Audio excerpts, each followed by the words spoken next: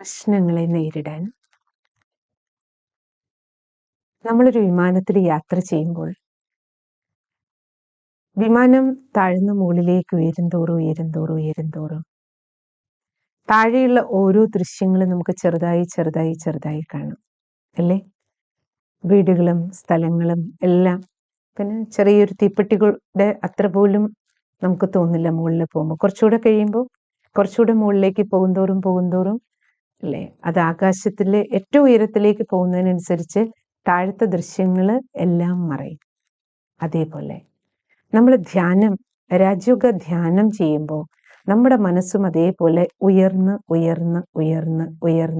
മുകളിലേക്ക് പോകുന്തോറും നമ്മുടെ ഉള്ളിലെ ശക്തി വർദ്ധിക്കും.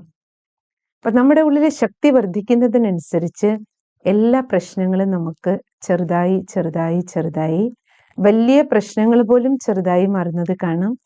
ചെറിയ പ്രശ്നങ്ങളൊക്കെ ഒന്നുമില്ലാതായി തീരുന്നത് നമുക്ക് ഫീൽ ചെയ്യും. അതിനാൽ നിത്യേന രാജയോഗ ധ്യാനം പരിശീലിക്കുക. ധ്യാനത്തില് നമുക്ക് നമ്മുടെ ആന്തരിക ശക്തികള് വർദ്ധിക്കുന്നത് ഫീൽ ചെയ്യും.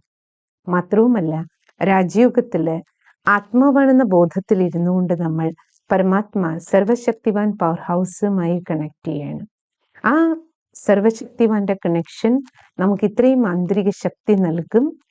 നമുക്ക് ആ ശക്തിശാലിയായ മനസ്ഥിതിയിൽ ഇരുന്ന് നോക്കുമ്പോൾ നമുക്ക് എല്ലാ പ്രശ്നങ്ങളും ചെറുതാക്കാനും കഴിയും. അല്ലെങ്കിൽ ചെറുതിനെയൊക്കെ ഒന്നുമില്ല എന്ന രീതിയിൽ തന്നെ ഹാൻഡിൽ ചെയ്യാൻ കഴിയും.